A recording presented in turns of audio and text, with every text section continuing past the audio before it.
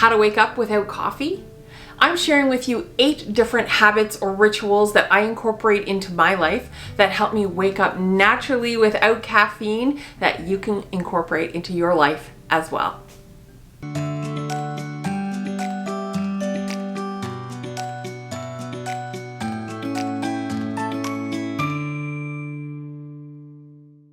Hi friends, I'm Liis and welcome to Liis on Life. I want to share with you some morning habits and rituals that you can incorporate into your life to get a fresh start every morning that doesn't have you relying on that coffee or that caffeine every morning to jolt you awake. Now, before we jump into some of the ideas, I do want to say that our nighttime routines are important for getting a good night's sleep. So if you're going to watch this video and you're only getting a couple hours of sleep every night, you gotta get a good night's sleep. So check out my video, I'll link it below, on how to get a bedtime routine going and how to get a better night's sleep, because that's definitely going to help you every morning feel more awake and more alive. And these habits and rituals will work much better when you start getting optimal sleep. Whatever you do, do not hit that snooze button. Did you know a lot of adults hit the snooze button up to 3 times before they wake up?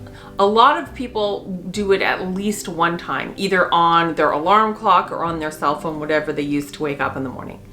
The problem with that is we hit cycles of REM sleep, and as we're getting ready to wake up, we're ending the cycle of REM. Now, if you interrupt that and then go back to the start, that's when you wake up feeling all kinds of grogginess for the whole day. So I hate to say it, it's best not to hit that snooze button at all and just get up out of bed either when you naturally wake up, if you've gotten to know exactly how much sleep you need, or when your alarm goes off and you get up out of bed.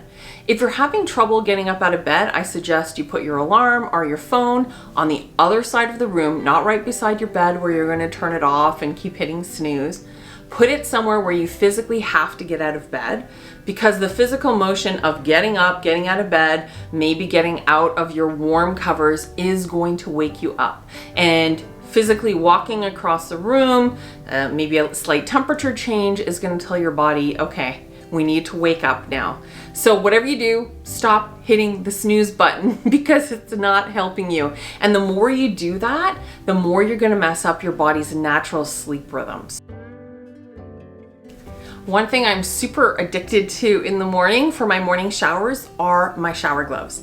And these will really wake up your skin and get your circulation flowing. And if you incorporate them with the scent in your shower as well, you're going to be, doing it on your skin and waking up your skin, and at the same time waking up your senses with a smell. So some scents that I really like are mint. That also feels really minty on the skin, so that's waking you up and telling your body it's time to wake up. Another one I have right now is a combination of cedar and sage. And another one is a citrus blend. Like when you think of citrus, it just wakes you up. It's sunshine, it's happy. So all of these are stimulating to the senses. When you're looking for gloves, just make sure that you find something with texture to them. Some of them are really smooth, which might be good if you have really sensitive skin. But I tend to like it with a little bit more texture because I find it really wakes up my skin. Now these are great for exfoliation as well, but in my case I find that if I don't have them with me, if I travel somewhere and I'm just not as awake during the day. So it's definitely a wake up ritual that I absolutely swear by. So what I do is I start from my feet all the way up, and I'll do things in a circular motion. Circular motion all the way up and then towards my heart. And you're waking up your skin, you're waking up your whole circulation, and it just really gets you functioning better and awake. Another natural way to wake up your body that I really love is with a dry brush. Now, unlike the shower gloves that go in the shower, a dry brush is not meant to be wet. This is something that you do on your skin dry, and sometimes it leaves some marks on your skin just from the bristles, so you may want to have a shower after.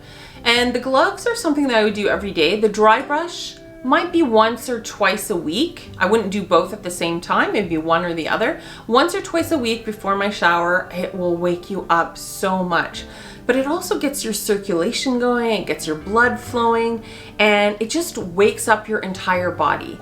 So like the gloves, you would start from your feet up, go in a circular motion through your whole body towards your heart, because you're pumping blood towards your heart. So you're gonna find that if you start putting dry brushing into your TLC healthcare regime, you're going to see benefits over the long run, just giving you more clarity, more energy, more vitality, and it's great for your skin.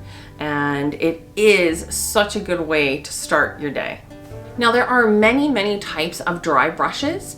You're gonna want to look at your sensitivity level for your skin and what works best for you. I prefer a medium to hard bristle brush, and other people may find more comfort with a soft one. It really depends.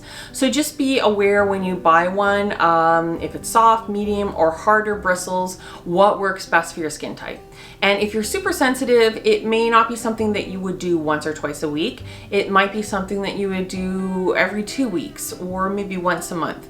So just figure out your sensitivity level, and also know that if you don't incorporate it into your morning routine, that's okay. It doesn't have to be in the morning, but I just find for me, it is an amazing way to wake up my entire system to start the day. Another great way to start your morning is going to scare some of you, but it's this: a cold water shower. Now, before you get scared, let me explain. Start off your shower, regular warm shower, and at the end, turn that temperature down and give yourself at least 30 seconds to a minute of a cold water blast. Now, this may be really hard at the beginning, but I promise you, if you keep doing it, it's going to feel incredible. I've been doing this for the last year. I've always loved cold plunges if I've gone to spas and things like that. And it is definitely something that you grow more used to over time. But I did a polar bear dip for the first time on New Year's Eve last year, and I felt like I had 5 espressos. It wasn't an adrenaline rush from doing something that I thought was amazing and fun. It was actually from the cold water. I felt so alive all day, and I thought, I need to do more of this. So start off with 30 seconds, and if you need to gradually turn the water down, do so, because it might be very jarring at the beginning if you do it all at once. But I promise you, you will feel amazing if you incorporate this into your life. And you won't be freezing after, you'll feel alive. It wakes up your entire system, it wakes up your brain, it helps your mood throughout the day, it just enhances clarity. So I strongly recommend you just give it a try and see how it goes. And you might find that 30 seconds sounds like a ridiculously long amount of time at the beginning, and that you could go for several minutes at the end and you'll feel fine and it won't seem like that long. If you do get into this, one thing that I've started to do is, get my whole head in there when I'm washing my hair, or lift my underarms so I'm getting my lymphatic system cold too by getting it on my underarms. And just the fact that I do that really helps wake me up even more. So if you do this, let me know in the comments below. I'd love to know how you feel. And again, be patient with yourself and just give it a shot. Why not? Another great way to start waking up in the morning is through scents. So I said in the shower, I like to incorporate mint and cedar and sage and citrus scents to wake me up. Well, you can also put these scents in a diffuser. So if you're getting ready in your bedroom or if you're in the kitchen, put a scent out there, put orange, put some mint out there, put something that's gonna wake up your system. Something that if you bought it in a store, it's labeled energizing versus relaxing. So we don't wanna put scents on that we would have at bed. Like lavender would be something we would use to calm down at night, and orange would be something that we would use to, boost our energy in the morning. So use it in the shower, use it in a diffuser, or what I also like to do is I have some facial spray. So I have some in the bathroom that are obviously room temperature, and I will spray those on. But I also have some that I've put in the fridge. So when I'm going downstairs for breakfast, it's a nice cold blast on my face. And some of the ones that I use incorporate those scents as well. So you've got mint in there, you've got some orange. So it's a nice way to start waking up your skin and telling your senses that it's time to start waking up. Another great way to perk up the senses to start your morning is by getting a blast of fresh air. So whether you can open the front door and check the weather outside for the day, decide what you're going to wear, or open one of your windows in your apartment or your house, do so. Get that fresh air, get that sunshine.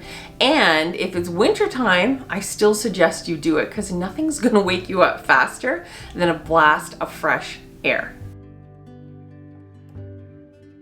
A really great way to wake up naturally and not feel groggy is to wake up gradually with light. And I've put some blackout blinds in my room, but there's just enough light around the corners that in the morning it gradually wakes me up. And most of the time I do not need an alarm clock because the light hits my house perfectly, especially where I've situated my bed in my bedroom with the way it hits my windows.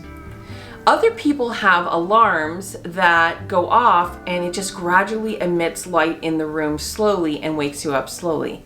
It's a really gentle way to wake up. It's a really natural way to wake up versus a blaring alarm clock. So if you can find a way, either switching your room around, your blinds, or getting a clock that just emits that light gradually, do that, because that is hitting the natural rhythms of your sleep with light. It's a beautiful combination. Last but not least, get some movement in your morning. Whether this is taking the dog for a walk around the block or going for a walk yourself, doing some yoga or Pilates at home or an exercise class on YouTube, or just doing some stretching or even dancing in your kitchen. What kind of movement are you getting? Because you really want to wake up your system and have it ready to start the day. I find a lot of us are working from home more and more, and I know for myself, that whole commute is gone.